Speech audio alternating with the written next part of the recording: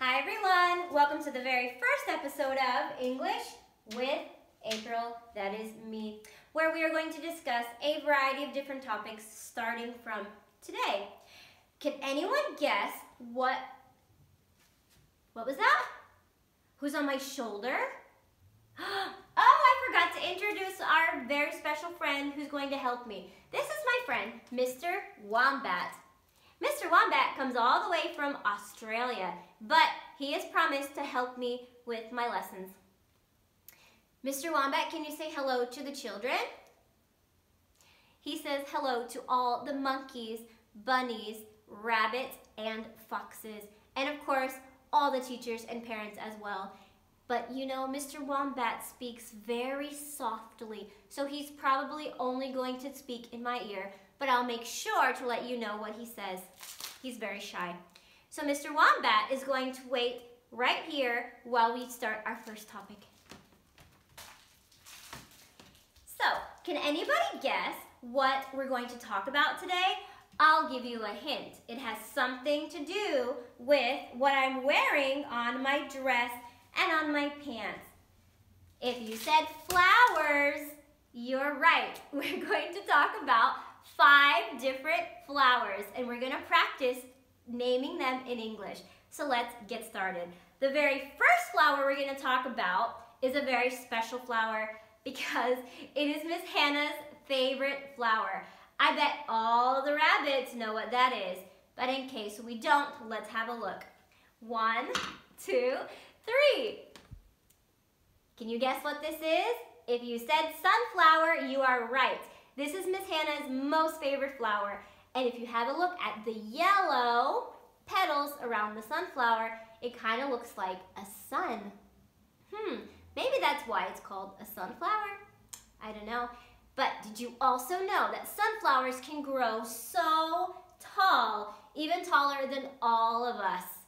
I think that's pretty cool. So let's say goodbye to the sunflower. Goodbye, sunflower. The second flower we're going to talk about is a flower that we can see all around in springtime. It is called a 1, 2, 3. It is called a tulip. Tulips grow all over outside in people's gardens. I bet you that you can find some tulips when you go for a walk with your parents. Let's have a look at the very long stem of the tulip. Tulips do not grow as big as sunflowers, but they still grow nice anyway. Let's say goodbye to the tulip. Goodbye, tulip.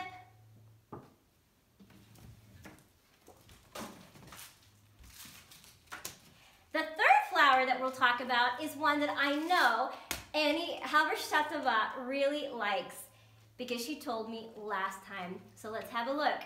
1, 2, 3. Can you guess what flower this is? If you said carnation, you would be right. This flower is called a carnation, and the petals look a bit like a fluffy pillow. I think that's pretty neat as well.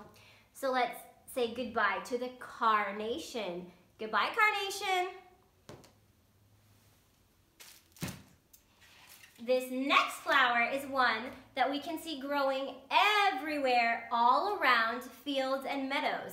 I've seen them many times. Let's have a look. 1, 2, 3. This flower is a special flower. It's called a poppy. And why I say it's special is because look at the stem of the poppy. It looks like it's got little tiny prickly things on it. It kind of reminds me of a hedgehog. We have to be careful when we see them. They don't really hurt so much, but we still should be careful when we see them. Let's say goodbye to the poppy. Goodbye, poppy. This next flower also reminds me a little bit of an animal. Let's have a look what it could be. 1, 2, 3. This flower is called a dandelion. And dandelions, right here, if you see, it looks a little bit like a lion. But I don't think this flower says, roar, does it? I don't think this flower says much of anything. But something special about dandelions is when they turn white, You can go outside, you can pick one, and you can close your eyes, you can make a wish, and you can blow the dandelion fluff all around, and maybe your wish will come true. You could try it one day. Let's say goodbye to the dandelions. Goodbye, dandelions. And the very last flower we'll talk about today is one that I know we have all around the school garden. They grow everywhere, and they're so small, and they're white, and all of you guys like to pick them for your mommies and daddies and grandmas and grandpas to take home because you asked us every day. So let's see, what flower could that be? 1, 2, 3. Yes, if you said daisy, you are right. These flowers are daisies. They can grow everywhere in grass and fields as well. I'm sure that when you go out with your parents, you'll be able to find a lot of them. Let's say goodbye to the daisies. Goodbye, daisies.